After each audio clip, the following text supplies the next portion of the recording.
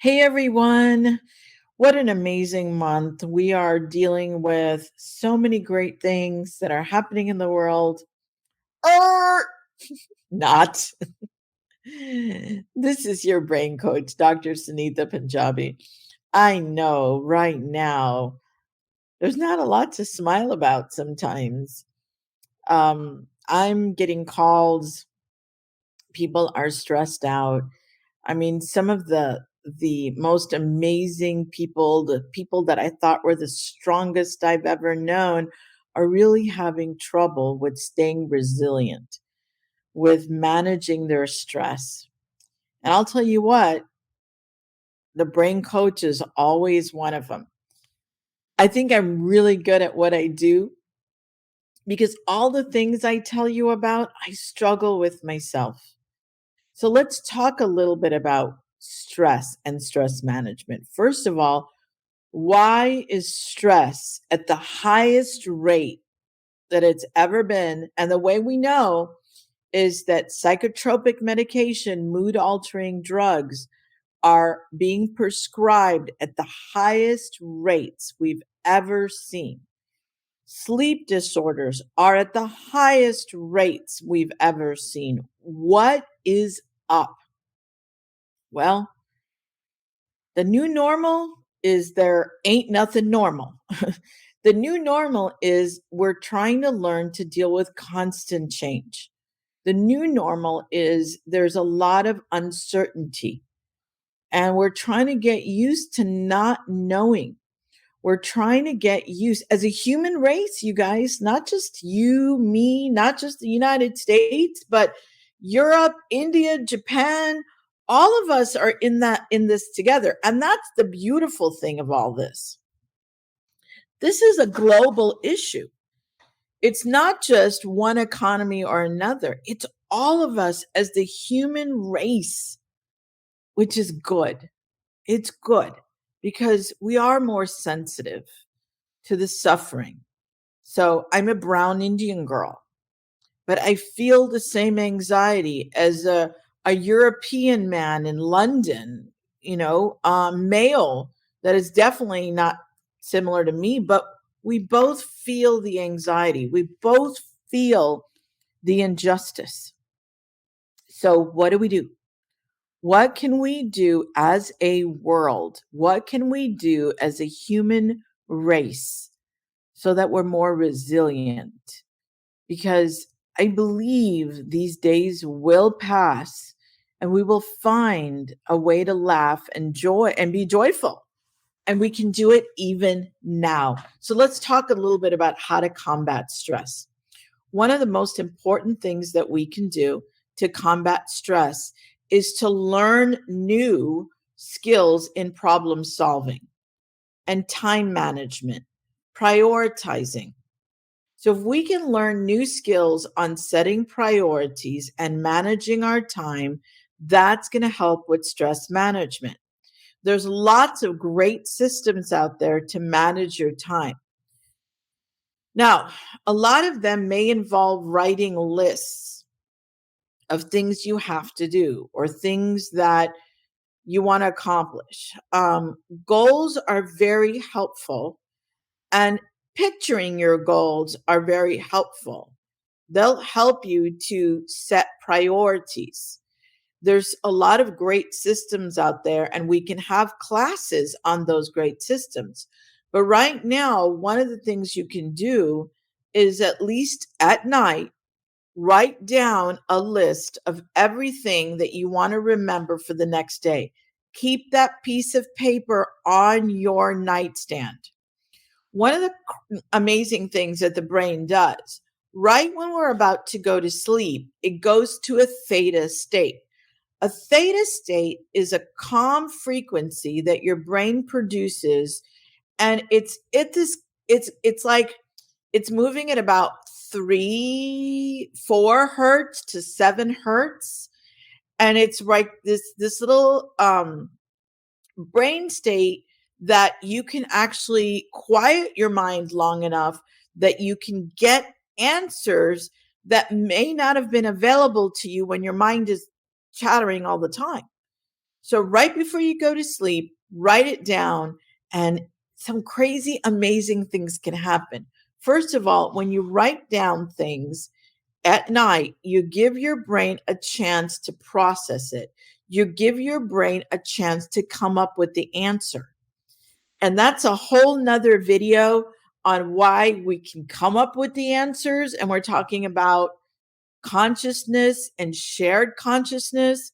But basically, that's a huge subject. But shared consciousness tells us that we can actually access amazing information that you may not have learned on your own. But when you quiet your mind, you're able to access this intelligence. And it requires a stillness of the mind, which you can do at theta and even alpha frequencies, again, at night. In the morning, when you're just about to get up, you'll also have ideas. This is a great time for you to pray and meditate.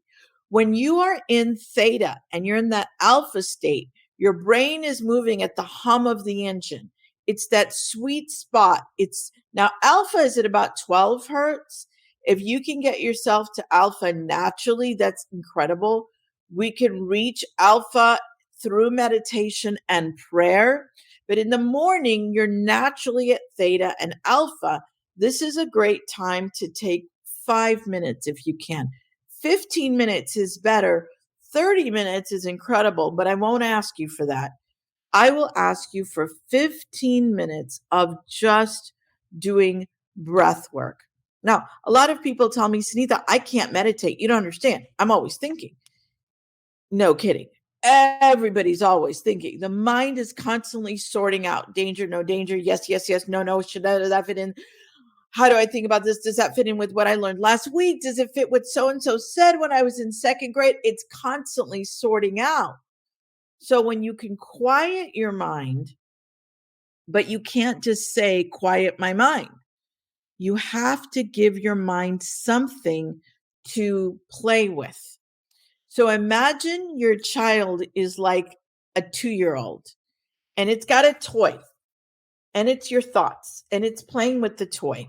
Let's suppose it's this pen, looking at the pen, and you want the brain to calm down. So you want to take the pen away. You want to take thoughts away. So the thing to do is to give it something else. You can't just take the pen away. You have to give it something else to fascinate itself with. And so the 2-year-old child gets to lose the pen, but oh, I found something else. And what you can focus on, give that 2-year-old something else. What we will give your brain is breath. Pay attention to your breath. There's a lot of amazing reasons that I tell you to focus on your breath and focus on the breathing. Do it through your nose. Do not use your mouth. There's something very powerful the air goes right through your nose quickly to your brainstem, and the oxygen is quickly delivered to your brain. So mouth closed, breathing through the nose. Breathing in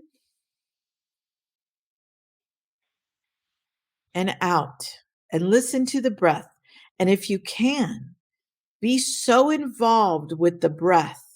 Feel it going in through your nose. And actually, if you can imagine it going and stimulating the little hairs in your nose. Now, why do we do that? Again, we're trying to give the brain something to be fascinated about rather than its thoughts. So we give the brain a visual of the air going in through the nose, filling the lungs, and then being exhaled and feeling that exhale. So one of the things we can do is breath work.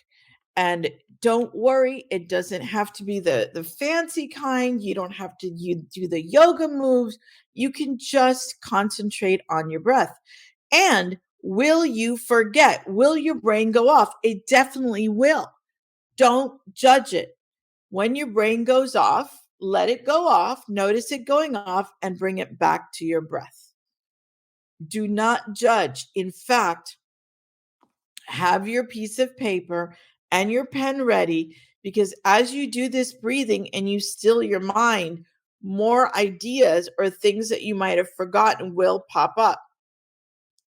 You can write them down and return to your breath. Don't have, like, if you're like me, I'm like, oh, I just remembered something else I have to do. I can't forget it. Don't worry. You won't forget it. Make a note and then go back to your breathing. Don't panic about forgetting it. Give yourself a way to remember it.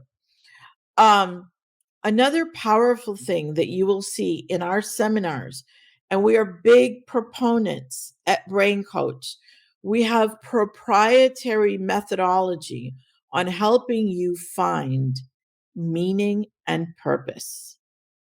During these times, stress is high because there's suffering, and the suffering may seem futile, like there's no reason for it. So remember, we talk a lot about Dr. Viktor Frankl's original work when he showed why the people from the Holocaust survived.